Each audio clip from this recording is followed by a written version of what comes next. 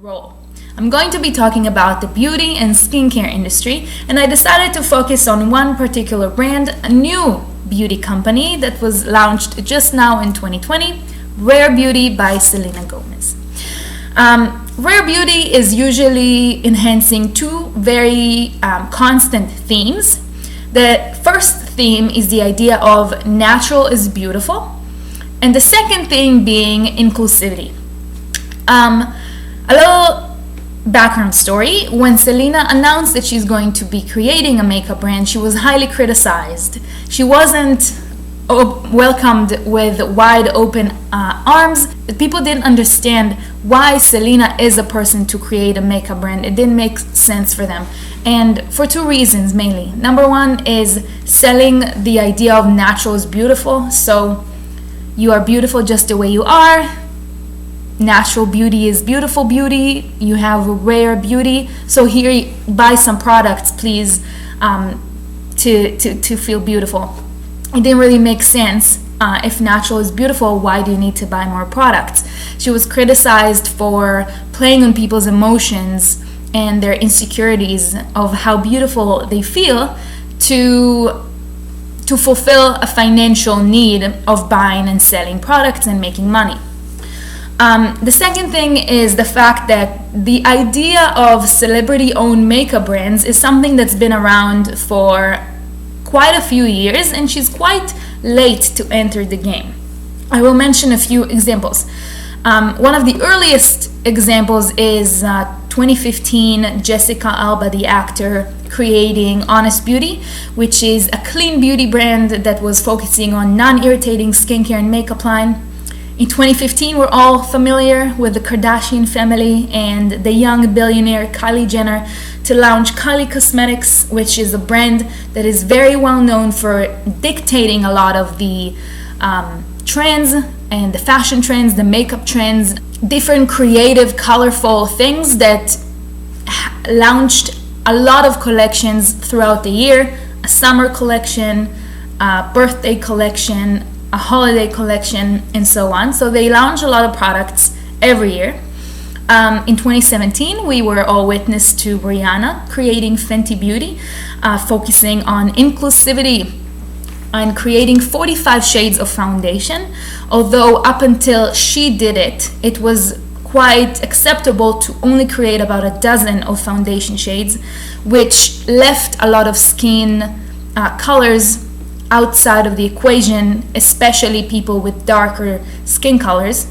It was very common that dark shade skin colors, when they were looking for a foundation in one of the biggest or more dominant brands such as Estee Lauder or L'Oreal or Maybelline, they came across the fact that there was not a match for them, and even the darkest shade in the line was 3, 4, 5, 6 shades lighter for them. So she created 45 shades. And by the way, when the other bigger players in the beauty industry decided to also play along on the inclusivity card because they saw it's making a lot of money, and created 47 shades, L'Oreal and Estee Lauder, Fenty then responded with creating 50 shades. So it's definitely playing on the idea of makeup for everybody. In 2017, we also saw the bigger sister in the Kardashian family, Kim Kardashian West, introducing KKW Beauty, and the message for that brand was really high-end, super Hollywood, prestigious brand with super glamorous products. And one of the later examples is Lady Gaga launching House Laboratories, focusing on unique products and statement makeup. So all of these celebrities launching their own makeup was widely welcome to the makeup industry because, well, of course Kim Kardashian is going to launch a beauty line. She's the one that invented contour. That's obviously not true. It's been around for many years, but she was the one that is very well known for that technique. Or, of course, Rihanna is going to launch a makeup line. She's a fashion icon. Or Lady Gaga is very known for her very various creative looks in all of her performances. She looked very different and she was playing with color techniques and different makeup types. But Selena was highly criticized for it because it seemed like she wasn't living in a true beauty lover like the rest are. And she's only doing makeup because it's a part of her job. She's going into a set, she's putting makeup on. She's taking pictures, she's putting makeup on. But it's not like a passion of her. So it didn't make sense for a lot of people. Celebrities are, to a lot of people, this unattainable group of godlike personas. Their beauty is so rare that us, the simple people, we only have to adore them and imitate them and go run to the store to buy the recommendations that they're making, so that we can only hope to look a little bit more like them. But Selena is a persona. She oftentimes was showing her face with no makeup at all. She was brave to be the human-like, down-to-earth type of celebrity that told all of her secrets and showed up to the camera in a clean face. So the two things that Selena introduced stick, and she didn't fold to straighten the line with all of the other brands. She continued with the same message, and she even found a way to express them through a makeup brand. Yesterday, Rare Beauty Instagram page showed this video. As you can see, it's a woman trying on a few of the Rare Beauty products. But if you look close into the woman's skin, you can see hyperpigmentation, you can see uneven skin tone, you can see enlarged pores, you can see some wrinkles next to her eyes, you can see bushy eyebrows. So she's not an airbrushed, perfect, like God-touched celebrity like many of the other brands are enhancing. Another example of the inclusivity theme that I admire and I appreciate is the fact that during the launch of Rare Beauty, it was during a pandemic. So a lot of the campaigns and like event that is correspondingly starting with a big party or some sort of a in-person event to celebrate the beginning of a new brand was not really allowed. So Selena, to show the 50 shades of foundation that she introduced to the world, asked her 50 models that represent the 50 shades of people to take a selfie.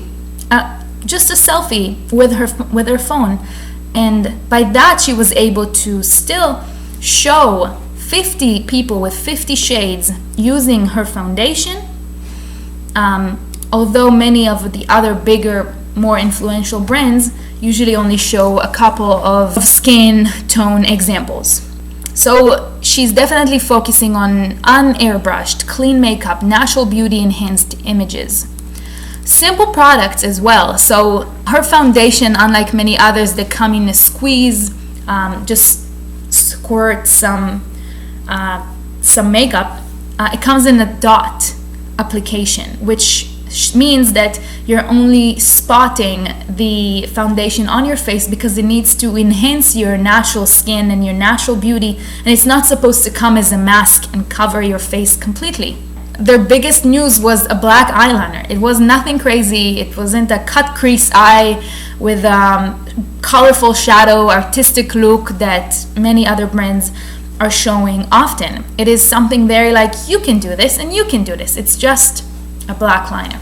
Other 5 common themes that I see recently are, as I'm going to talk about, natural is beautiful. So Kylie Cosmetics, which is one of the biggest makeup brands out there, they followed. They launched a lip oil, a colorless lip oil, which is something that's very uncommon and a little odd, that again goes along with that natural is beautiful idea.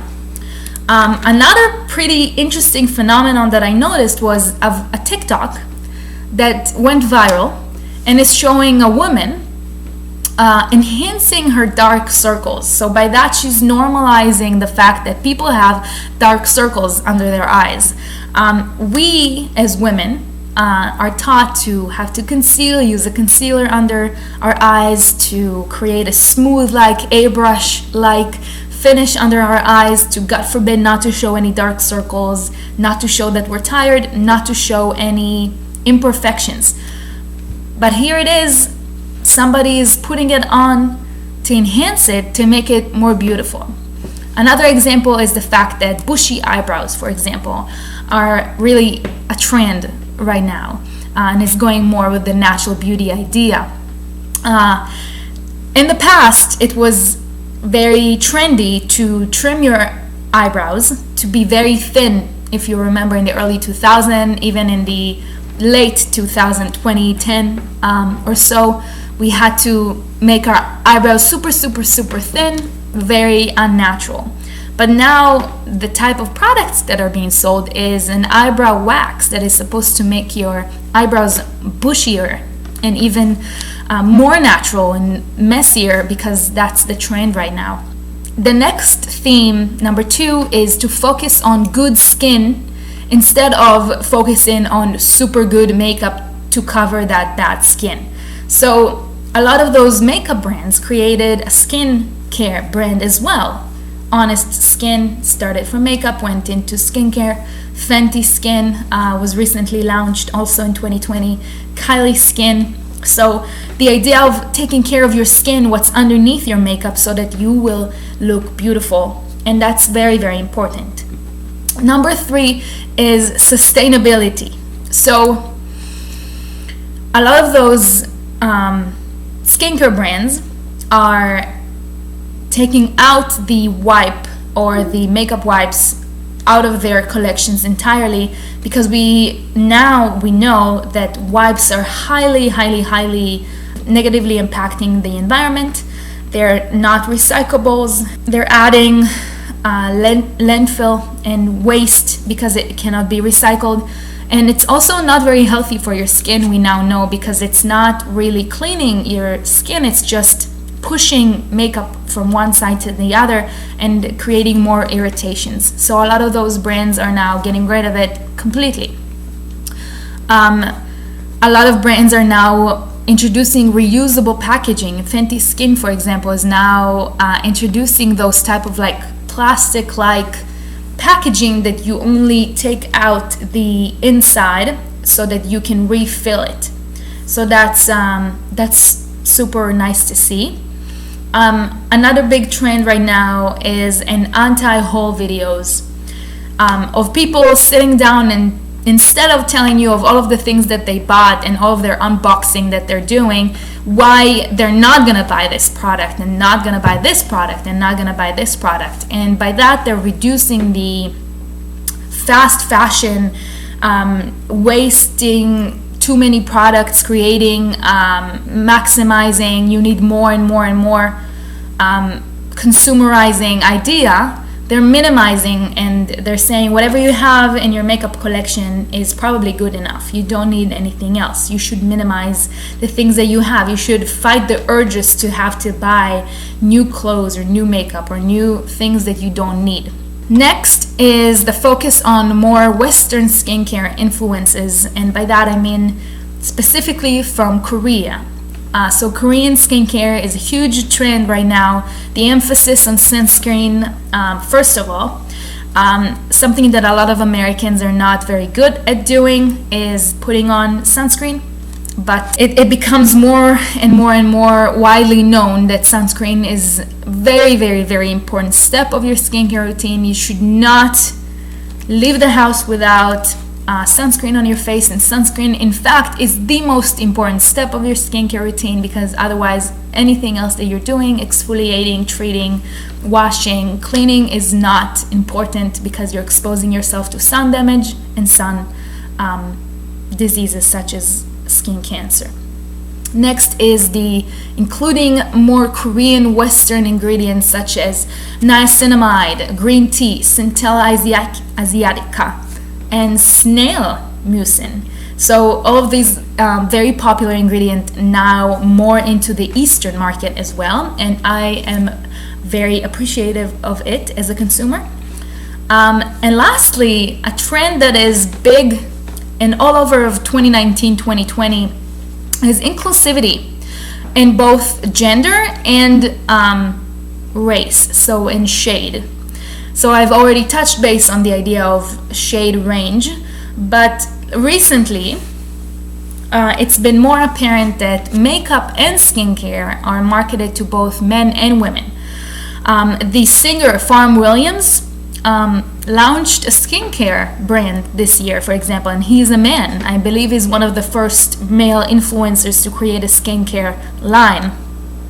We see in-house laboratories men models, which is something that wasn't very popular up until now. We saw the first male on the cover of Vogue this year wearing a dress, Harry Styles. So the idea of including males in beauty and by that making the two genders equal is very nice to see.